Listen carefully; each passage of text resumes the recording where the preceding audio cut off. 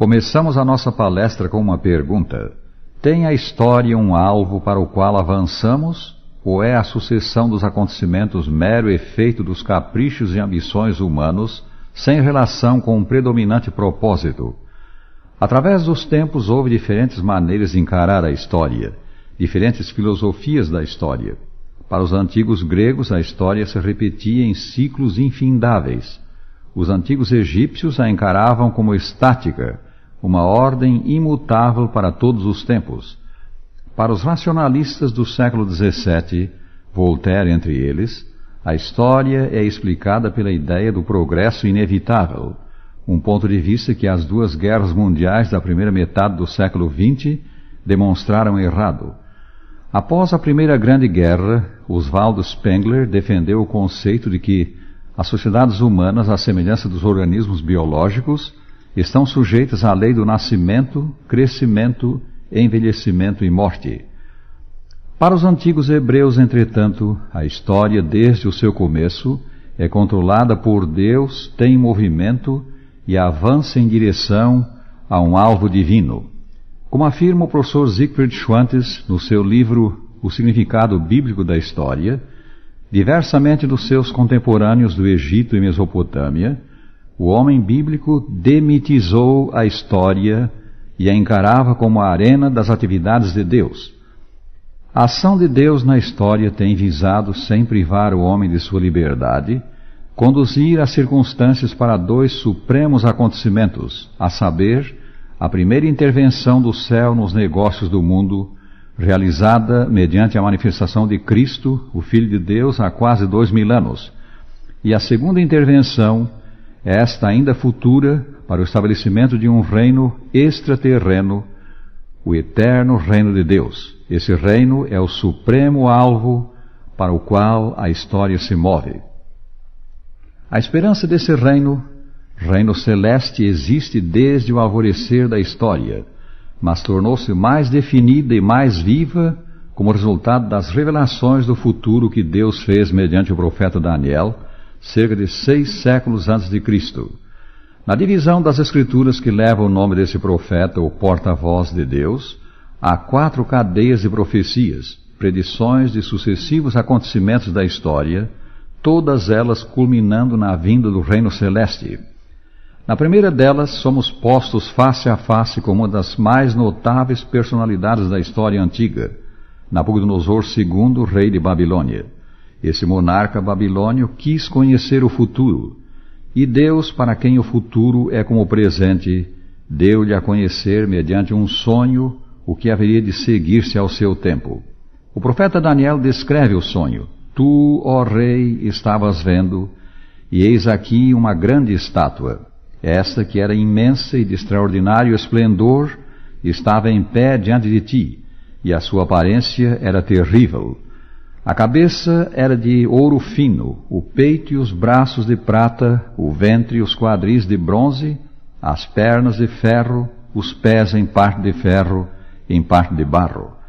Quando estavas olhando, uma pedra foi cortada sem auxílio de mãos, feriu a estátua nos pés de ferro e de barro e os esmiuçou. Então foi juntamente esmiuçado o ferro, barro, bronze, a prata e o ouro. Mas a pedra que feriu a estátua se tornou em grande montanha que encheu toda a terra. Versículos 31 e 32 de Daniel 2. Passando à interpretação, o profeta disse: Tu, ó rei, rei de reis, a quem o Deus do céu conferiu o reino, o poder, a força e a glória, a cujas mãos foram entregues os filhos dos homens, onde quer que eles habitem. Tu és a cabeça de ouro. Versículos 37 e 38. A parte mais nobre do corpo, a cabeça, e o mais precioso dos metais, o ouro, representavam Babilônia.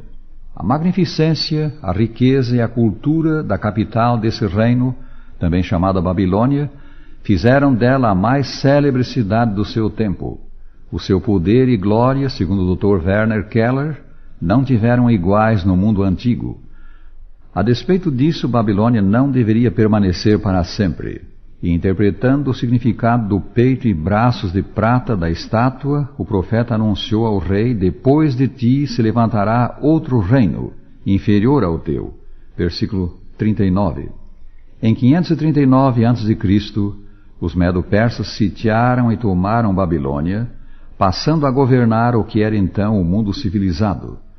No Império Medo-Persa, a prata era a moeda legal. Todos os impostos eram pagos com prata. Assim, o símbolo empregado por Deus era apropriado àquela fase da história. Daniel prossegue: e levantar-se-á um terceiro reino de bronze, o qual terá domínio sobre toda a terra. Versículo 39. Esse terceiro reino, representado pelo bronze do ventre e quadris da estátua simbólica, foi a Grécia. Em 331 a.C., Alexandre Magno venceu os medo-persas na Batalha de Arbelas, e o domínio dos povos passou às mãos do Império Grego. Como no caso da Medo-Pérsia, o metal da estátua que representava a Grécia era apropriado àquele povo. A armadura dos soldados gregos, couraça, capacete, escudo, espada, tudo era de bronze. Em 168 a.C., os romanos derrotaram os gregos em Pidna, e o cetro do mundo passou às mãos de Roma. O profeta dissera, interpretando o significado das pernas de ferro da estátua: o quarto reino será forte como o ferro. Como o ferro quebra todas as coisas, assim ele fará em pedaços e esmiuçará. Versículo 40. O Império Romano foi de todos o mais extenso. Os seus estandartes tremulavam das ilhas britânicas ao Golfo Pérsico e do Saara ao Mar do Norte. Fiel ao símbolo da profecia e à interpretação do profeta, ele governou com mão de ferro. No seu livro Declínio e Queda do Império Romano, o historiador Gibbon diz, referindo-se a Roma: resistir era fatal e era impossível voar. 3/5 da população de Roma, afirma Schlegel, eram escravos. Que representava a mistura de ferro e barro dos pés da estátua? Explicou o profeta: será isso um reino dividido. Versículos 41 e 42. Após uma existência de 5 séculos como poder unificado, o Império Romano, entre os anos 350 e 476 da nossa era, fracionou-se em 10 divisões, 10 povos, que vieram a ser as atuais nações do ocidente da Europa: Alemanha, França, Inglaterra, Portugal, Espanha, Suíça e Itália. Daniel apontou ainda 2 outros significados da mistura de ferro e barro dos pés da estátua. Disse ele: quanto ao que viste do ferro misturado com barro de lodo, misturar-se-ão mediante casamento. Versículo 43. Isto, por certo, cumpriu-se nas migrações que houve entre aqueles povos. Nesses últimos 100 anos houve tempo em que quase todos os soberanos da Europa eram netos da rainha Vitória da Inglaterra. Agora o outro significado, versículo 43, última parte: mas não se ligarão um ao outro, assim como o ferro não se mistura com o barro. Noutras palavras, as nações que surgiriam das ruínas de Roma jamais se uniriam politicamente formando um 5º império universal. Houve tentativas de unificação. Carlos Magno quis reconstituir o Santo Império Romano. Carlos V quis unificar a Europa Ocidental. Também Luís XIV, Napoleão Bonaparte e, mais recentemente, Guilherme II e Adolfo Hitler. Mas todos falharam. Não haverá descanso na Europa, disse o ambicioso Napoleão, até que ela esteja sob um imperador cujos oficiais sejam reis. A sorte das armas sorriu a Napoleão a princípio, e a certa altura de sua carreira ele disse: em 5 anos serei senhor da Europa e do mundo. Mas veio Waterloo. A mansa chuva que caiu pela manhã, no dia daquela batalha, encharcou o terreno da área em que ela foi ferida. Napoleão não pôde empregar sua artilharia senão a partir das 10 horas, e isso deu tempo às tropas de Blücher para se juntarem às de Wellington. O genial guerreiro francês foi vencido e expulso da Europa. Eles não se ligarão um a outro, vaticinou Daniel. A seguinte parte da profecia desvenda o que para nós ainda é o futuro. Mas nos dias destes reis, o Deus do céu suscitará um reino que não será jamais destruído. Este reino, simbolizado pela pedra que feriu a estátua, não passará a outro povo. Esmiuçará e consumirá todos esses reinos, mas ele mesmo subsistirá para sempre. Daniel 2:44. Para onde marcha a história? Ela avança para o reino de Deus. A vinda desse reino é o seguinte grande acontecimento, sim, o supremo acontecimento da história. Nos dias destes reis, nos dias da Inglaterra, da Itália, de Portugal, da Alemanha, o Deus do céu suscitará um reino que não será jamais destruído. Ele virá por ato sobrenatural de Deus, e ao vir, esmiuçará e consumirá todos esses reinos, todos os reinos do mundo de pecado. Nada do que constitui a presente ordem de coisas vai ser aproveitado. Este, meus amigos, é o alvo para o qual se move a história, o reino de Deus, reino de justiça e paz, um novo começo que o céu vai dar ao homem. A vinda desse reino é certa. Ela é tão certa quanto as predições já cumpridas dessa cadeia profética. Sim, 25 séculos de história atestam a origem divina dessas predições.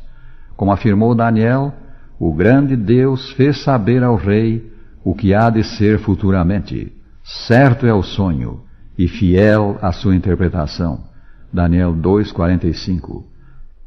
Foi para transformar pecadores em cidadãos desse reino que Jesus Cristo veio ao mundo, porque Deus amou ao mundo de tal maneira que deu o seu Filho unigênito para que todo o que nele crê não pereça, mas tenha a vida eterna. São João 3,16. Prezado ouvinte, está a tua fé posta nesse amigo divino que perdoa o arrependido, que renova espiritualmente, qualificando homens e mulheres para o reino de glória que está para vir? Deus conceda que sim.